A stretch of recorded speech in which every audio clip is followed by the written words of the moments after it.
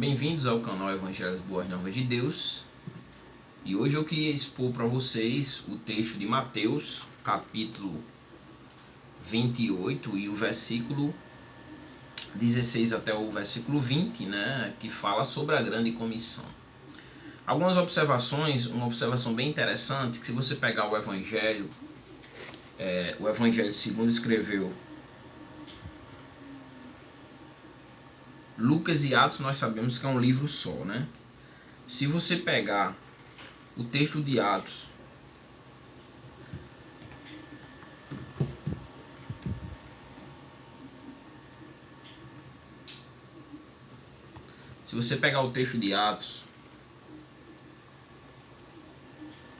mais precisamente o último capítulo de Atos, você vai ver que o texto se acaba no capítulo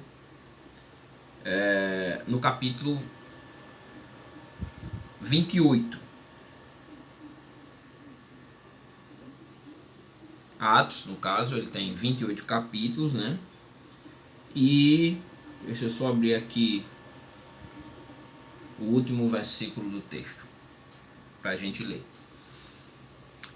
E o último capítulo de Atos diz assim: pregando o reino de Deus e ensinando com toda a liberalidade as coisas pertencentes ao Senhor Jesus Cristo, sem impedimento algum, né? Então o texto termina com Paulo pregando o evangelho em Roma, né? E o texto ele termina com esse versículo. A epígrafe que tem a partir do versículo 17 é: Paulo proclama Jesus em Roma. E o último versículo diz: pregando o reino de Deus e ensinando com toda a liberdade as coisas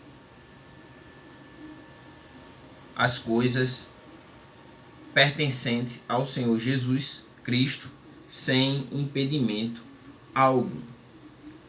E aí agora eu quero que você vá para Mateus, abra a sua Bíblia no Evangelho de Mateus e o capítulo 28. Os versículos, nós vamos expor aqui os versículos 16, a partir do versículo 16, que tem como tema, que é o tema do vídeo também, né? A grande comissão. Esse vai ser o nosso texto, né? O texto base para a exposição do vídeo, que tem como título, como falei, a grande comissão. Então, se você regressar ao texto de Atos dos Apóstolos, você vai ver que Atos dos Apóstolos tem 28 capítulos e o último capítulo, nós lemos o último capítulo de Atos, capítulo 28. No entanto, o evangelho chega até Roma, né? Mas aí o que acontece? A pergunta que se faz é: Atos dos Apóstolos é um livro concluído? O que eu estou querendo dizer? Atos dos Apóstolos, contando a história da igreja, a história da igreja ela é completa? E aí nós sabemos que não. Então, partindo desse princípio, hoje a nossa era, né, desde do último versículo de Atos capítulo 28, até hoje nós estamos escrevendo o texto de Atos capítulo 29. Então nós damos continuidade, né? A igreja, nós vivemos a era da igreja, né? Então nós estamos escrevendo a partir do capítulo 29 de Atos, a história da igreja. Diante disso, se nós estamos fazendo isso, como que a igreja ela alcança esse crescimento? Como ela alcançou o crescimento? Você vai ver que Paulo ele faz 3 viagens missionárias, né? E o evangelho, a princípio, ele fica restrito a Jerusalém, vem a perseguição, então o evangelho se expande, sendo que a promessa de receber o Espírito Santo, Atos capítulo 1 e versículo 8, era que o evangelho saísse e fosse até os confins da terra. No entanto, por um período ficou restrito ali, veio a perseguição e o evangelho se expandiu até o último capítulo, do capítulo 28 de Atos, quando o evangelho é pregado em Roma, né? E aí o que acontece? Nós hoje descrevemos a história da igreja. E como é que ela se expande? Ela se expande através da propagação do evangelho. Então, o que seria, para falarmos sobre missões, né, o objetivo do vídeo é falarmos um pouco sobre missões, nós devemos entender a metodologia, fazer alguns enunciados aqui antes de entrarmos no texto, explorarmos o seu contexto e algumas observações que o texto nos traz com referência à própria missão. É preciso entender toda a metodologia, toda a abordagem, a partir de entender o campo missionário e a nossa obrigação como cristão para levarmos o evangelho. A primeira coisa que nós devemos ver e entender é com relação ao método de Jesus para a evangelização, né? Qual método Jesus impregnado, anunciado com Jesus, qual o método proposto por Jesus para a evangelização.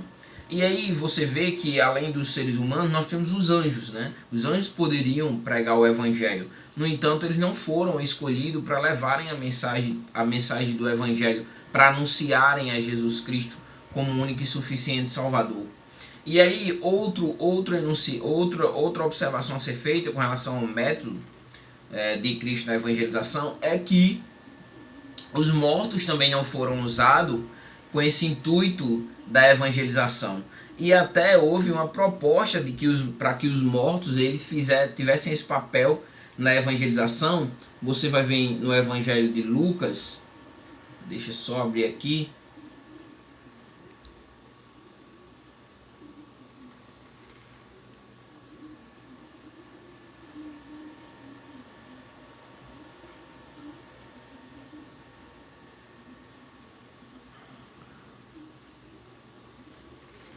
Você vai ver que no Evangelho de Lucas, Jesus conta uma parábola.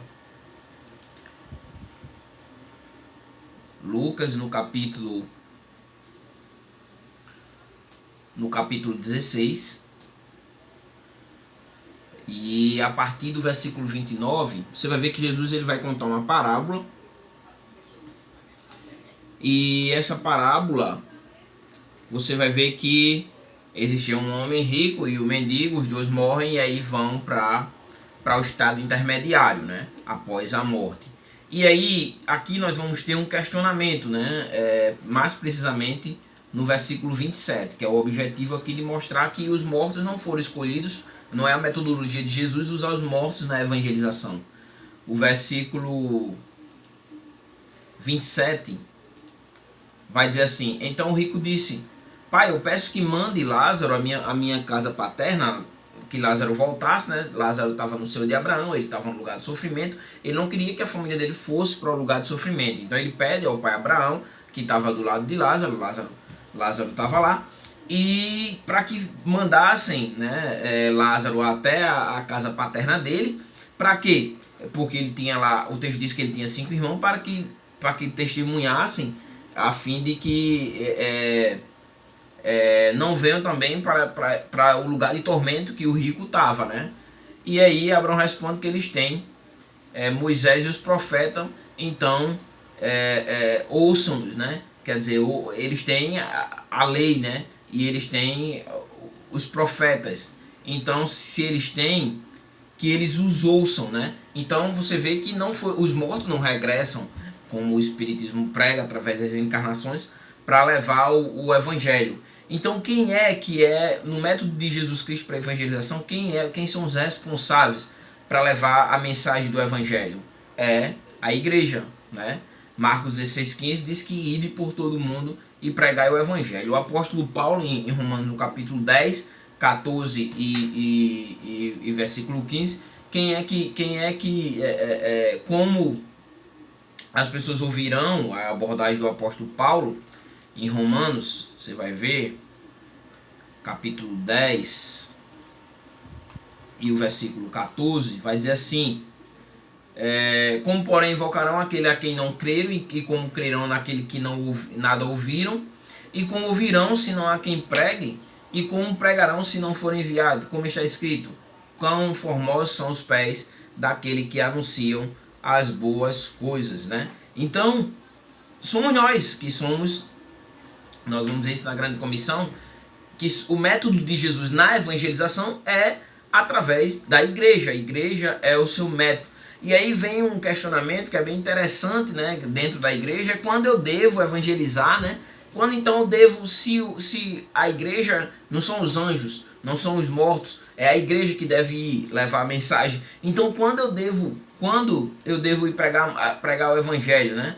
E aí muitas vezes o que nós vemos é não, olha, eu não vou nessa oportunidade, né? Mas amanhã eu posso. Amanhã eu vou, outro dia eu vou, né?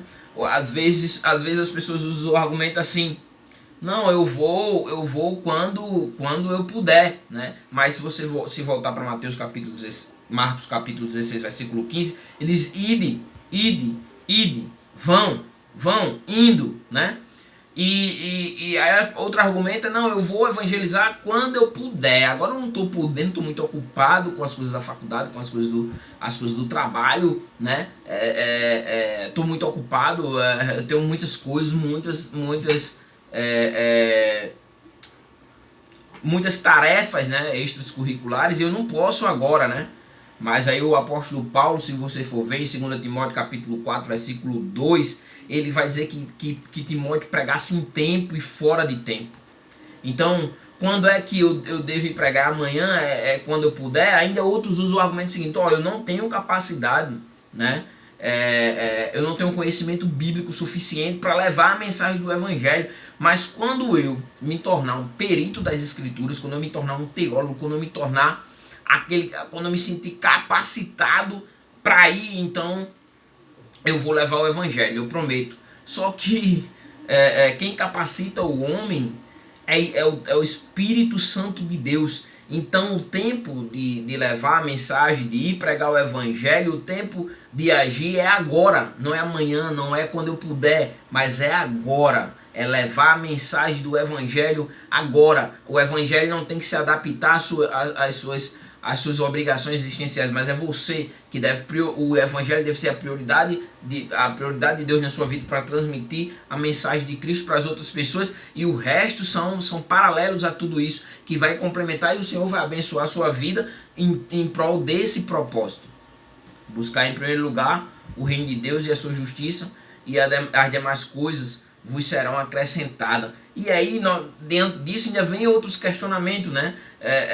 Quem deve se envolver na evangelização? Quem deve ser as pessoas que devem se envolver na evangelização? Não, como os casados tomam conta das famílias, quem deve evangelizar é os jovens. Não, eu acho que quem deve evangelizar é os idosos, porque os idosos já estão aposentados. Não, eu acho que quem deve evangelizar, se a gente treinar bem, é as crianças. Ou muitas vezes as crianças não podem evangelizar, né?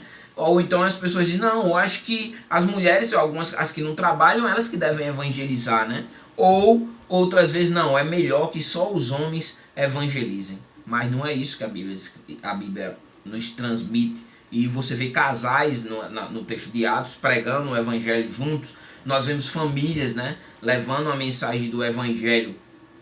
Então quem é que deve se envolver na evangelização? Volto a dizer: toda a igreja deve se envolver na evangelização. Se você ensinar o evangelho ao seu filho desde pequeno, você vai observar que ele vai levar essa mensagem do evangelho. A partir do momento que surgir alguma coisa, e a criança, como ela é pura, ela vai anunciar Jesus de uma forma saudável, de uma forma pura, vai apresentar as suas crenças, e aí ele está fazendo a evangelização. Então todos são importantes na evangelização. A outra coisa, para a gente entrar no texto, é a questão qual é a missão, né? Qual é a missão da igreja com relação à grande comissão, à evangelização, né? Alguns dizem assim: qual é a missão? Não, eu fui chamado para orar, né? O outro diz assim: não, eu fui chamado para contribuir. Deus me abençoou financeiramente, eu vou contribuir, né, com a campanha de missão e a campanha para missões, e eu fiz minha parte, né? E outros: não, a minha contribuição é ir no evangelizar. Mas qual é a missão? Qual é a missão? Orar, contribuir e ir. Essas três coisas devem andar junto. Orar, mas evangelizar. contribuir, mas evangelizar. E indo, vão evangelizar. Então, as três formas. Você deve orar pela causa de Deus, pela evangelização, você deve fazer a sua contribuição, mas também você deve ir e anunciar o evangelho. Ide e anunciai o evangelho, é a obrigação de toda a igreja. E aí a gente chegou no texto, vamos explorar. Primeiro vamos começar pelo versículo 16 e 17 e vamos entender o contexto primeiro, para depois a gente fazer algumas aplicações. Vou fazer algumas aplicações dentro dos próprios tópicos, do texto. E aí o texto diz assim: e os 11 discípulos partiram para a Galiléia, para o monte que Jesus lhe tinha designado, e quando o viram, o adoraram, mas alguns duvidaram. Vamos entender, né? O texto diz aqui, o contexto desse texto é que Jesus ele vai aparecer aos discípulos na Galiléia, né? O texto, você vai ver que o versículo 16 diz assim: os 11 discípulos, né? No caso, os 11 apóstolos, porque nesse caso aqui Judas Iscariote já tinha se suicidado, né? E o texto diz, os 11 apóstolos, que eles partiram para a Galiléia, né? Para a localização na Galiléia, né? E para o monte, que seria o local da reunião, né? E Jesus já havia dito que eles deveriam ir para lá, e você vai ver isso se você abrir sua Bíblia, em Mateus capítulo 26 e versículo 32, e Mateus capítulo 28, versículos 7 e 10. Você vai ver que Jesus ele designa que eles fossem para a Galiléia, né? E aí, no versículo 17, você vai ver exatamente o encontro de Jesus com os discípulos, né? Onde ele havia designado para eles irem. E o texto diz assim: e quando viram, né? No caso, quando viram Jesus no local, né? O texto aqui diz que era o monte, né? Que eles deviam ir para Galiléia, o monte que Jesus designaram. E aí o texto diz que quando eles viram Jesus, no caso o encontro, né? Quando eles se encontraram com Jesus, né? O adoraram, né? Reconhecimento de quem Jesus era, né? Mas aí o texto traz uma informação bem interessante, né? Primeiro momento, o adoraram. Então aqui fica subentendido que os 11 adoraram. E logo em seguida o texto diz: mais alguns duvidaram. Aqui nós poderemos fazer uma indagação: quem duvidou, né? E aí, se nós entendermos a partir de que Judas Iscariote já havia morrido, os 11 do versículo 17 vai ser os apóstolos, né? Aí aqui a gente tem que entender o seguinte, né? No primeiro momento adoram e no segundo momento duvidam. Por quê, né? E aí, o que acontece? Esse texto aqui, alguns argumentam que eles duvidaram devido a terem as aparições mesmo de Jesus diante deles, e ali gerava o espanto, né? Alguns dizem o seguinte, que se você for ver, que a primeira coisa é que eles viram Jesus, né? Viram Jesus e adoraram, né?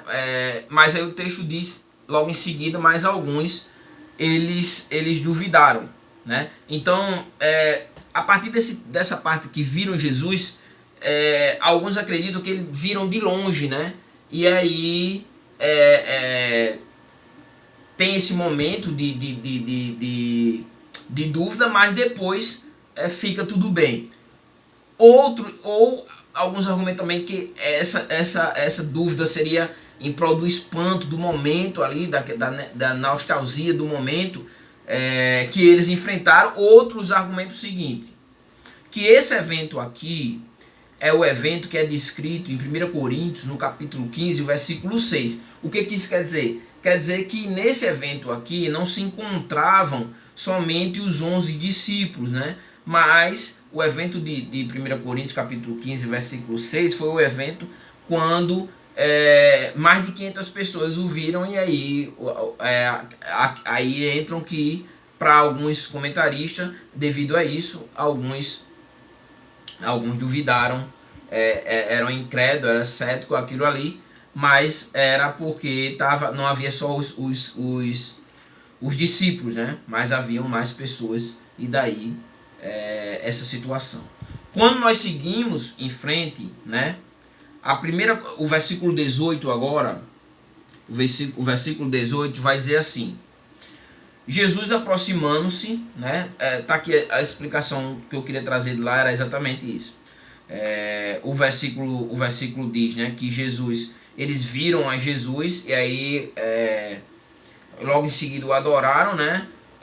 Mas alguns duvidaram, mas porque era de longe, né?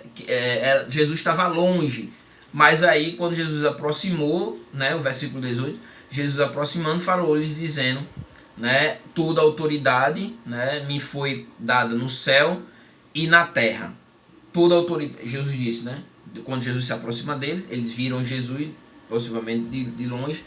Daí alguns ali, alguns dos 11 duvidarem, né? Mas quando Jesus se aproxima, alguns entendem que aí creram e ficou tudo bem.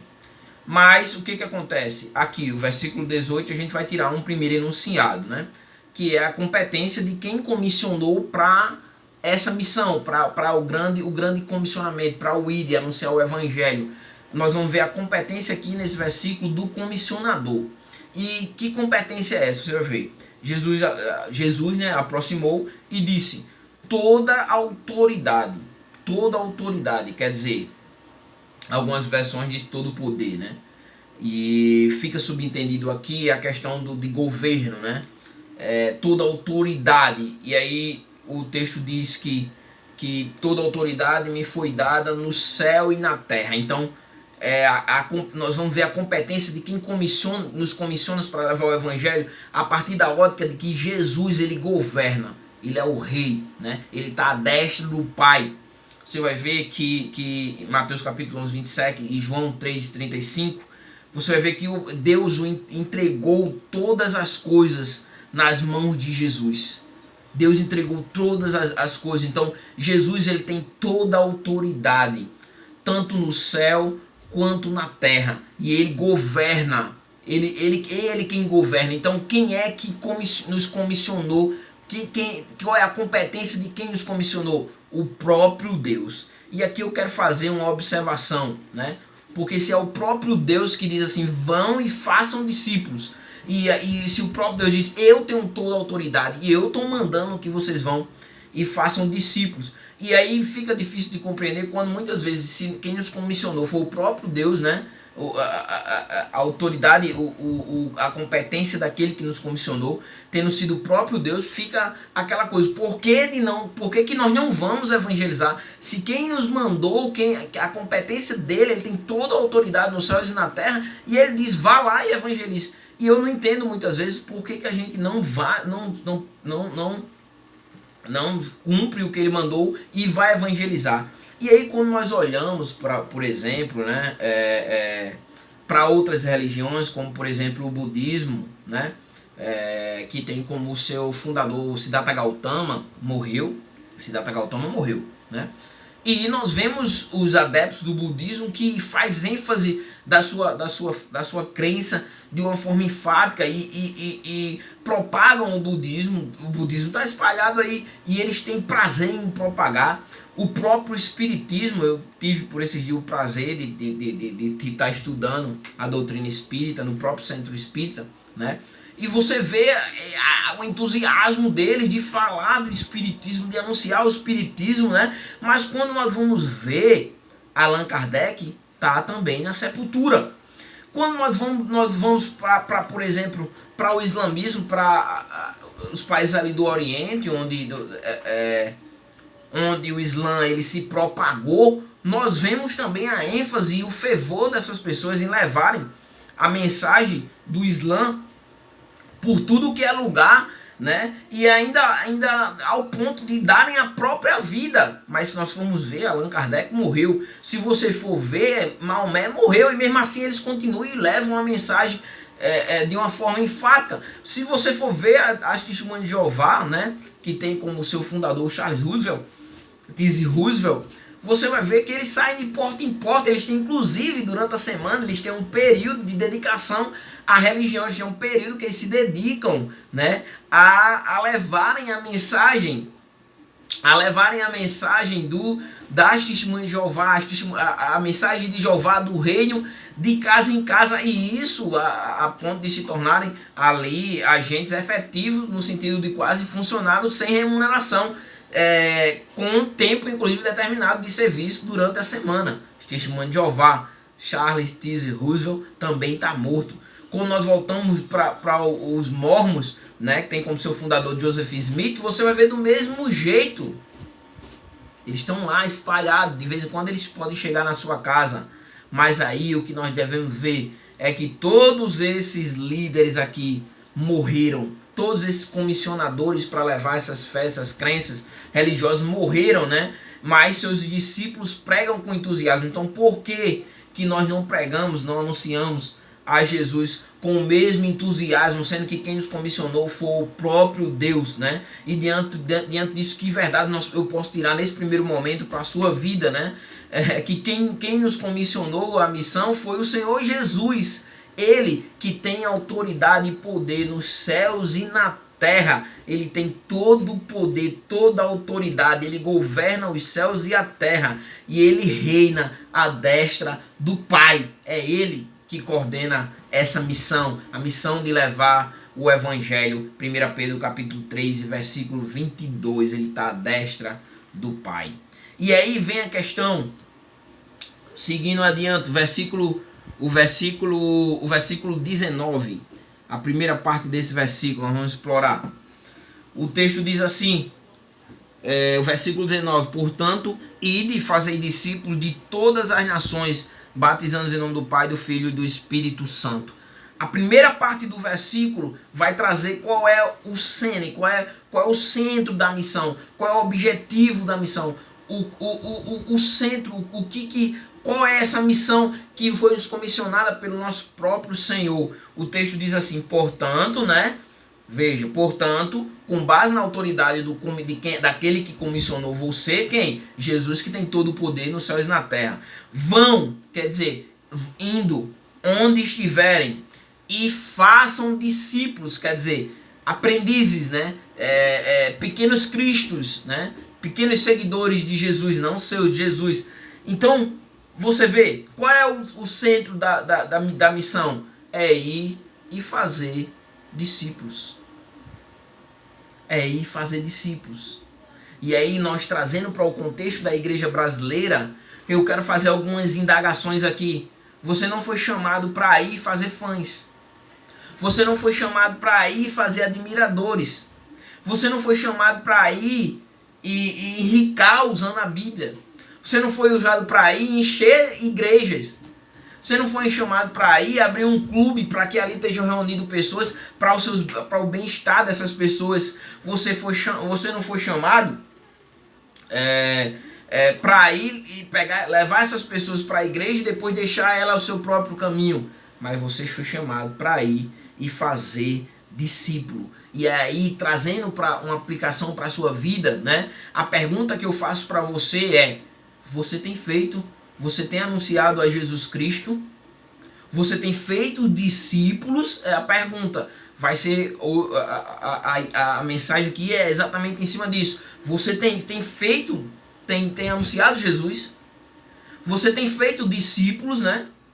Qual é a prioridade da sua vida, né? A ordem é: vão e façam discípulos.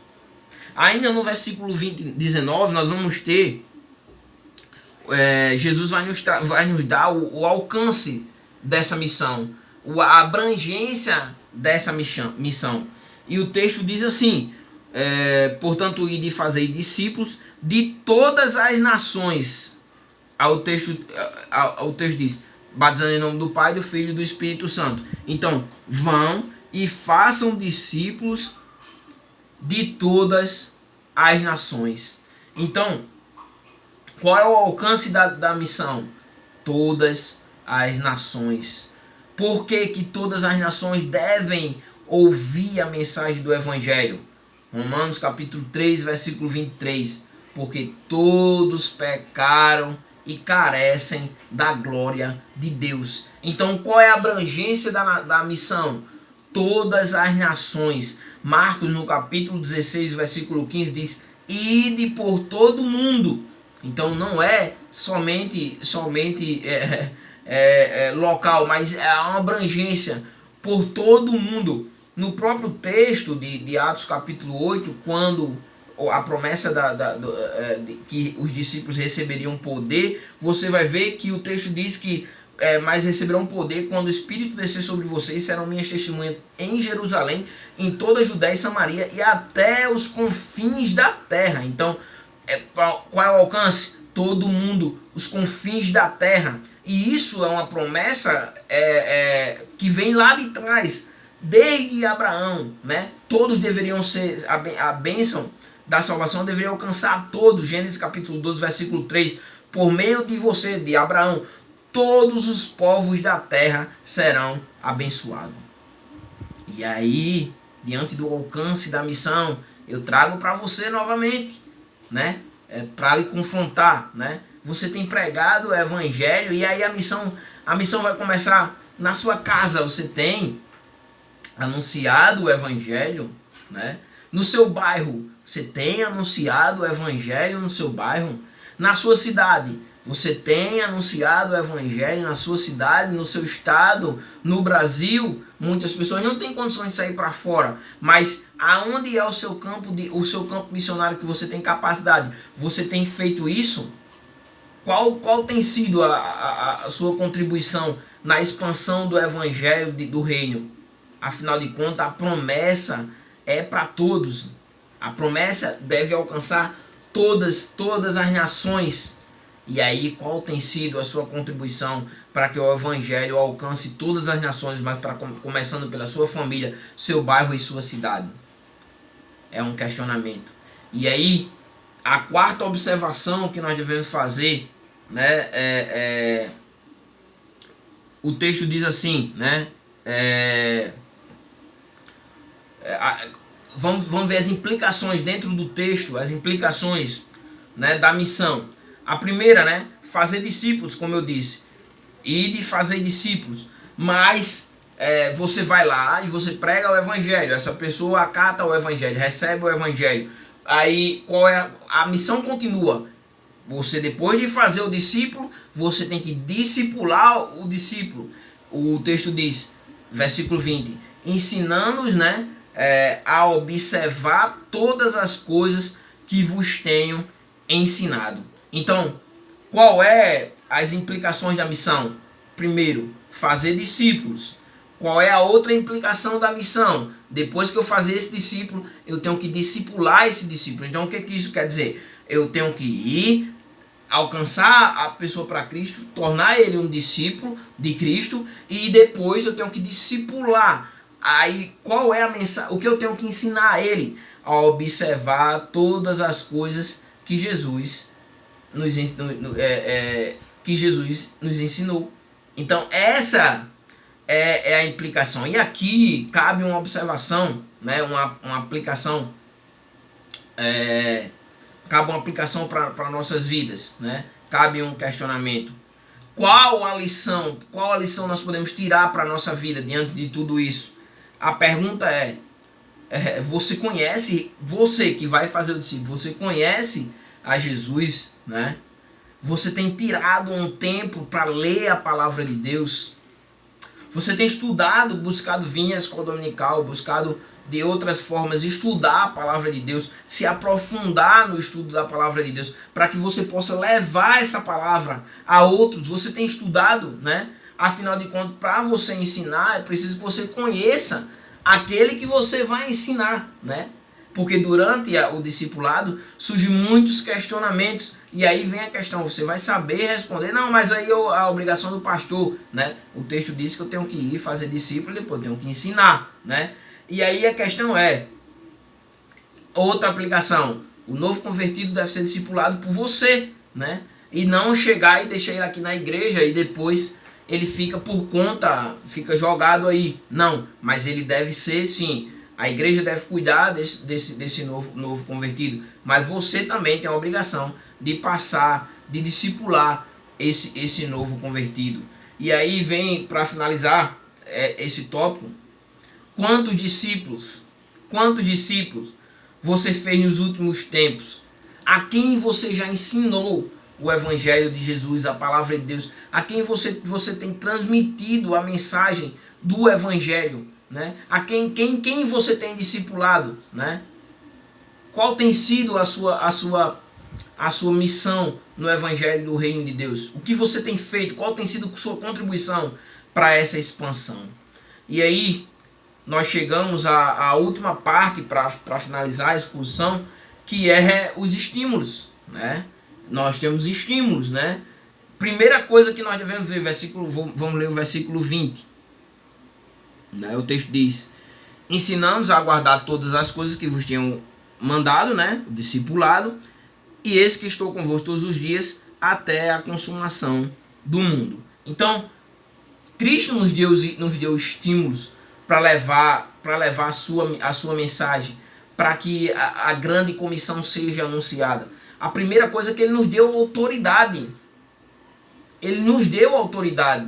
Ele disse: vão e façam discípulos. Ele diz: toda autoridade me foi dada no céu e na terra. E essa autoridade que me foi dada, eu estou dizendo agora para vocês: vão lá e façam discípulos. Mas também ele nos capacitou, né? Ele nos deu autoridade, e você vai ver que ele diz: estes sinais acompanharão os que crerem. Então quer dizer, sinais e maravilhas. Você vê isso no ministério apostólico. As pessoas são curadas, os demônios são expulsos. A autoridade que ele nos dá para levar essa mensagem, né? A outra coisa que deve nos estimular é a sua ordem. Vão. Ele diz: vão. Então ele nos deu essa ordem. Então deve servir de estímulo. Foi Jesus quem me disse que eu devo ir, né?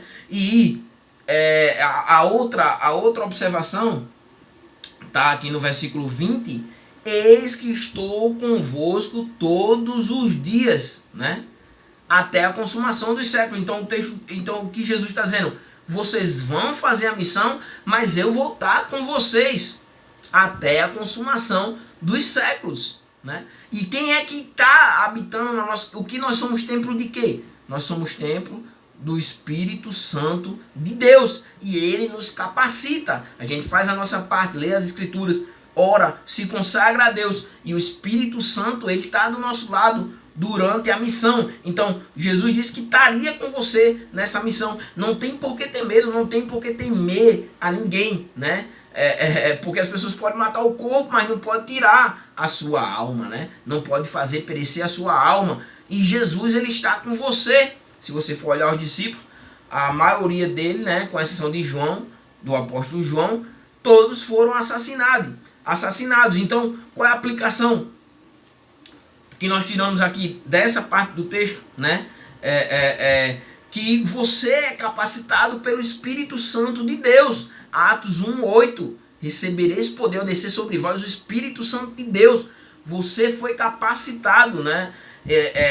Jesus, ele nos deu a ordem, vão. Então nós somos, ó que privilégio, você é um representante do Senhor, você representa ele, vá, a autoridade dele, ele está dizendo, vá lá e anuncie, né? Ele deu a ordem, né? Ele tem toda a autoridade, ele nos capacita, né? E diante disso, devemos entender, né, que não estamos sozinhos, mas que ele está com você todos os dias até a consumação dos séculos.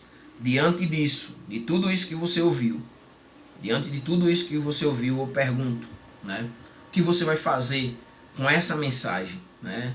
A mensagem ir, né, e fazer discípulos, né? A mensagem é que esse evangelho seja levado para todos os lugares, né? Deve alcançar todos os lugares. Ela não deve somente a mensagem não deve somente ficar guardado guardado com você, mas você deve entender que o grande comissionador, quem te comissionou foi Jesus Cristo, que tem todo o poder e autoridade nos céus e na terra. O cerne dessa missão é ir e fazer discípulos de todas as nações, né? E o alcance da missão, o evangelho deve ser pregado em todos os lugares, né? As implicações da missão, fazer discípulos e discipular esses discípulos, e os estímulos da missão é que ele nos deu autoridade, ele nos deu a sua ordem, e a presença dele estará conosco todos os dias até a consumação dos séculos. Que Deus os abençoe, que você possa guardar essa palavra e aplicar ao seu coração e à vida das outras pessoas. Amém.